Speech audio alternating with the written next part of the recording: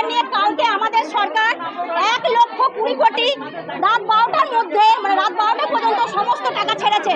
যারা একটা জিনিস আপনি একটা সংখ্যা কথা বলেছিলেন সেটা নিয়ে ফেসবুকে হ্যাঁ ওইটা মানে 1,20,00,000 জায়গায় আমি 20,00,00,000 1,00,000 বলে ফেলেছিলাম, কারণ ওই যে এত আমার মানে আবেগটাকে কন্ট্রোল করতে পারিনি আমি একদম। বলছে মানে বিশেষ করে রোস্ট করছে আমার বন্ধু বান্ধব আরো যারা আছে, কিন্তু রোস্ট করলে কোনো যায় আসে না। তিনি তার যে সব লোকজন ছিল তাদের তো কুইন্টাল কুইন্টাল জল বেরোতো, আর আমার একটা যদি বেরোয় আপত্তি কিছু নেই। কোনো মজার ছলে ভাইরাল দিদিকে বলছে কমেন্টে যে দিদি এত চিৎকার করার দরকার নেই, আমি 3,000 টাকা পাঠিয়ে দিচ্ছি। একদম তাদের উদ্দেশ্যে বলবো একটা হচ্ছে এখানে অন্নপূর্ণা ভান্ডার নিয়ে কালকে আমাদের সরকার 1,20,00,000 কোটি রাত 12টার মধ্যে মানে রাত 12টা পর্যন্ত সমস্ত টাকা ছেড়েছে। যারা অনলাইন করেছে তাদের ঢুকেছে, যারা অফলাইন করেছে তারা ঢোকেনি। কিন্তু আমাদের এখানে কিছু কিছু জনসাধারণ ভাবছে যে সরকারের দোষ। আমি বলতে চাইছি এখানে আমাদের প্রধানমন্ত্রী মুখ্যমন্ত্রী সরকারের কোনো দোষ নেই। দোষ আছে পৌরসভার পোর্টালে নাম তোলেনি, তারা বান্ডিল বান্ডিল জমা করে রেখে দিয়েছে আমাদের সরকারকে বদনাম করার জন্য। তার জন্য বলছি তোরা গদি ছেড়ে দে, হয় তোদেরকে গদি ছাড়তে হবে, নাহলে জনগণকে জবাব দিতে হবে। জনগণের মাথায় ঢোকানো হচ্ছে এই সরকার ভালো নয়, এই সরকার 5 বছরের মধ্যে পাল্টে যাবে। আমি বলছি এই সরকার 50 বছর রাজত্ব করবে, এরপর 100 বছর রাজত্ব হবে, তারপরে যোগী আসবে, হিন্দুত্ব সংগঠন হবে, হিন্দু রাষ্ট্র হবে। আমাদের শ্রীরাম আছে, ছিল, সারা জীবন থাকবে। পৌরসভার চেয়ারম্যান এই পোর্টালে নাম তোলেনি, এমনকি অনলাইনে যারা করেছে তাদেরও নাম ওঠেনি। তাই আমাদের বক্তব্য, আপনারা ইচ্ছাকৃত করেছেন, আপনারা পদত্যাগ করুন, নাহলে এর উত্তর আপনাদেরকে দিতে হবে। আমরা চাইছি জবাব। আপনি বাইরে আসুন, সমস্ত পোর্টালের নাম আমাদেরকে দেখানো হোক। এখন ওনারা বলছেন 7 দিনের মধ্যে নাম তোলা হবে, এতদিন 1 মাস ধরে কেন তোলা হলো না? এই 7 দিন পর এই হ্যারাসমেন্ট আমরা মানছি না, মানবো না। শান্তনা চ্যাটার্জি অ্যাকাউন্টে ঢুকেনি, তার জেরেই কার্যত লেগে লাল হয়ে গেছিল ভাইরাল দিদি। আমরা এই মুহূর্তে রয়েছি সেই ভাইরাল দিদির সঙ্গেই, এবং রীতিমতো বীরভূমের তৃণমূল পরিচালিত বোলপুর পৌরসভাকে কার্যত একাই তিনি তুলোধনা করেছিলেন। ভাইরাল দিদির সঙ্গে কথা বলবো। দিদি, রাগ কমলো?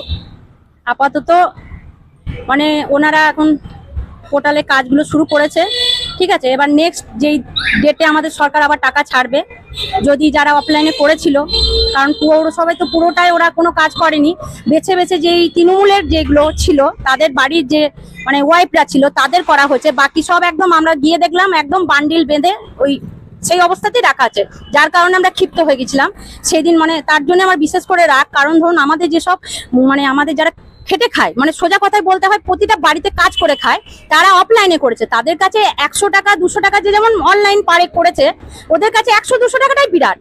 সেই জন্য ওরা কিন্তু অফলাইনে দিয়েছিল জমাটা, আমাদের হাত ধরেই দিয়েছিল, আমরা অফলাইনে পৌরসভায় জমা করেছি, কিন্তু ওনারাই পায়নি বিশেষ করে। আর যারা অনেকে বলছে যে দিদি আমিও তো অনলাইন করেছি, আমি কেন পেলাম না, তাদের ব্যাপারটা আমি বলবো। কারণ যা কিছু হচ্ছে ধরুন ব্লক থেকে হচ্ছে, পৌরসভা থেকে হচ্ছে, এমন গ্রাম এলাকায় পঞ্চায়েত থেকে হচ্ছে, তাহলে এই 3টি কিন্তু কার দখলে আছে আমরা সবাই জানি। তাহলে এদেরকে এই যে দূষণ মুক্ত পরিবেশ করতে গেলে আমাদের সরকার কি চায়? স্বচ্ছ ভারত। তা স্বচ্ছ ভারতটা হবে কি করে? আমরা যারা বলছে যে এই আপনাদের সরকার কি করছে, কি করলো, হ্যাঁ অনলাইনে যারা করছেন দেখুন, এটা তো পোর্টালের, আর সব সময় তো অনলাইন মানে থাকে, মানে কি বলবো, মানে সার্ভে ডিস্টার্ব থাকে, যার কারণে ধরুন হয় না। এবার যাদের হয়ে যাচ্ছে তাদের ভালো, আর যাদের হচ্ছে না কিছু কিছু ক্ষেত্রে বলবো অনেকে ভুল ভাল মানে তথ্য দিচ্ছে। অনেকে ধরুন চাকরি করে, হ্যাঁ, কিন্তু বলছে চাকরি করি না, অনেকের গাড়ি বাড়ি আছে বলছে করি না, এইভাবে দিয়ে দিচ্ছে, ওই জন্য তারা পাচ্ছে। এবার আমাদের সরকারের সম্ভব নয় যে প্রতিটা বাড়িতে গিয়ে ভেরিফাই করা যে কার বাড়িতে কি আছে, সেটা তো সম্ভব নয়। আমাদের সরকার কি চাইছে? উন্নয়ন। কিন্তু যদি এইটা নিয়ে দিনরাত পড়ে থাকে, এই অন্নপূর্ণা নিয়ে, তাহলে উন্নয়ন হবে না। আমাদের এই জেনারেশন থেকে শুরু করে নেক্সট জেনারেশন এবং কি তারপরে যে জেনারেশন, সরকার যে আমাদের প্রধানমন্ত্রী যেটা চাইছে যে আগামী প্রজন্ম মানে বসে বসে মানুষ যাতে সবকিছু সুযোগ সুবিধা পায়। আমাকে অনেকে মানে বলেছেন যে চাকরি দেবে বলেছে, চাকরি কই, এই কই। আমি বলবো সবে তো 3 মাস আমাদের সরকার এসেছে, ঠিক আছে, আমাদের সরকারকে সময় দেওয়া হোক। দেখবেন যখন আমরা একটা সিনেমা দেখতে যাই, ঠিক আছে, আমরা কি করি? সিনেমাটা শেষ পর্যন্ত দেখি তো আমরা কি উঠে চলে যাই? শেষ পর্যন্ত দেখি তারপর উঠি। তা আমাদের সরকার এসেছে কবে? সবে 3 মাস প্লাস হলো। মোটামুটি আমাদের সরকারকে 2 বছর যদি আপনারা টাইম দেন এবং সহ্য করেন, আমাদের সরকার এতটাই উন্নতি আনবে। যেদিন আমাদের এগেইনস্টে যে তৃণমূল কর্মীরা বলছে, তারাই আমাদের পিছনে এসে দাঁড়িয়ে বলবে যে হ্যাঁ এই হিন্দু, আর সত্যি করে আমি যেটা বলেছি হিন্দু রাষ্ট্র তো হবে, আজ না হলেও 2 বছর পরও হবে, 2 বছর পর না হলে 5 বছর পরও হবে, কিন্তু হিন্দু রাষ্ট্র হবে। 50 বছর রাজত্ব করবে। যারা বলছে এই 50 বছর কি সরকার বাঁচবে, আমাকে অনেকে বলছে হ্যাঁ আপনাদের সরকার ততদিন বেঁচে থাকবে। আরে বেঁচে না থাকুক, ধাপ বাই ধাপ। আজকে Shyamaprasad sir, doctor Shyamaprasad sir কি আজকে আছেন? জীবিত নেই, কিন্তু তার যে আদর্শ সেই মেনে আমরা চলছি। উনি হচ্ছেন আমাদের মানে একটা কাটা শিরা বলতে পারেন, সেই শিরা মানে আজ আমাদের দগদগে আছে।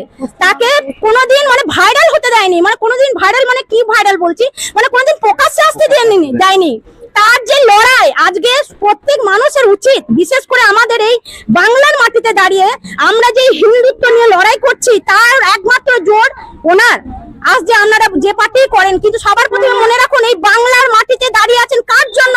ওই শ্যামাপ্রসাদ মুখার্জির জন্য।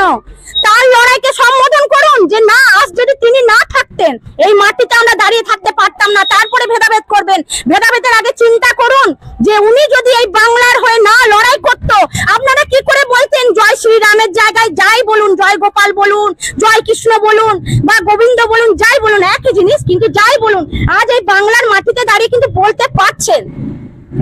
সেই জন্য বলবো আমাদের সরকারকে সুযোগ দিন, সময় দিন।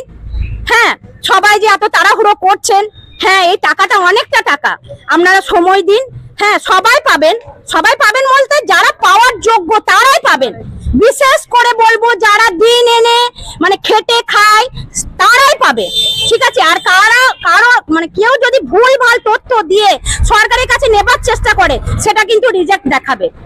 আর সবথেকে আর একটা প্রশ্ন, আপনি সেদিন অভিযোগ করছেন যে একদম অবশ্যই, কারণ ওখান থেকে বেছে বেছে যারা মানে তৃণমূলের কার্যালয়ে যারা থাকে মানে কাজ করে, তাদের বাড়ির যে মেম্বার আছে তাদের অ্যাকাউন্টে টাকাগুলো ঢুকে গেছে। এটা কিভাবে সম্ভব? সম্ভব বলতে আপনারা নিশ্চয়ই বুঝতে পারছেন, ওটা ধরুন আধার কার্ড দিয়ে লিংক করেছে, নাম দিয়ে কিছু কিছু তুলে দিয়েছে, ঠিক আছে? এখন যেগুলো হচ্ছে সবই হয় আধার কার্ড দিয়ে, একদম পোর্টালে নাম তুলে দিচ্ছে, কোনো কিছু করতেই হচ্ছে না। মানে ওদের তো আইনটা ভালোভাবে জানা আছে, মানে বলছেন ওদের কাগজগুলো আগে জমা মানে করেছে। যত আইন তত ফাঁক আমরা শুনেছি। আর এই সরকার যে কিভাবে আইনটাকে ফাঁক করে দিয়েছে আমরা তো জানি, ওই জন্য ওদের কাছে কোনো কিছুই অসম্ভব নয়। তাই আমরা চাইছি আমাদের সরকারকে নিয়ে যে এত দুর্নাম চলছে, আপনারা এবার সরে যান, আমাদেরকে আমাদের জায়গাটা দিন। আমাদের যে অভিভাবক আছে, ওপর তলা যারা মেম্বার আছে তাদেরকে দিন, তারা যেন সুন্দরভাবে আমাদের সরকারকে এগিয়ে নিয়ে যেতে পারে। সরকারের যে নামে যে দুর্নামটা চলছে, আমাদের অভিভাবকরা যেন সেই দুর্নামটা ঘোচাতে পারে, এইটুকুই আমি বলতে চাই। একদম মানে কি বলুন তো, বিজেপি কে বদনাম করার জন্য। কারণ ধরুন যারা ধরুন 4 তারিখে করেছে, অফলাইনে জমা দিয়েছে, তাদের ঢুকলো না, অথচ যারা 6 তারিখে করেছে, 7 তারিখে করেছে তাদের ঢুকে গেল। কিভাবে সম্ভব? 15 তারিখে করেছে তারাও পেয়ে গেছে। আর দেখবেন যা রটে তা তো কিছু বটে, তাহলে এত কিছু যখন রটেছে তাহলে নিশ্চয়ই কিছু বটে। তাই বলছে আপনারা তো এতদিন কারা করলো এটা? এটা একদম তৃণমূল। আমাদের পৌরসভা এখন হাতে আসেনি, পৌরসভা বলুন, ব্লক বলুন, এমনকি গ্রাম পঞ্চায়েত বলুন, সব জায়গাতেই একই জিনিস চলছে। যেখানে যাবেন সেখানে এই রাজত্ব।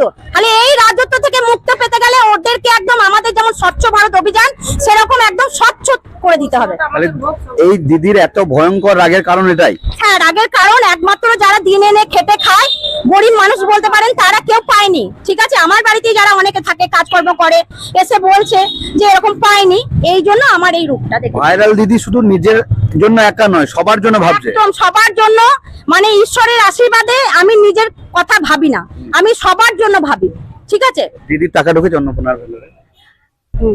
দিদির টাকা কি ঢুকেছে এখন? দিদির টাকা এখন বলতে পারছি না, কারণ বলছে তো চেক করতে হবে, কারণ বলছে যে সব চলছে প্রসেসিং, দেখা যাক।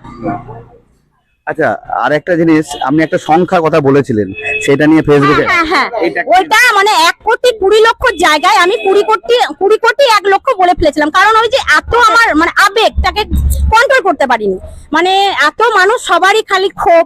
আর বিশেষ করে দেখুন আমাদের পাশে যারা দাঁড়িয়ে আছে, এদের মানে এমন অবস্থা, মানে এদের 3,000 টাকা মানে একটা সংসার চলে যাবে, বুঝতেই পারছেন, ঠিক আছে?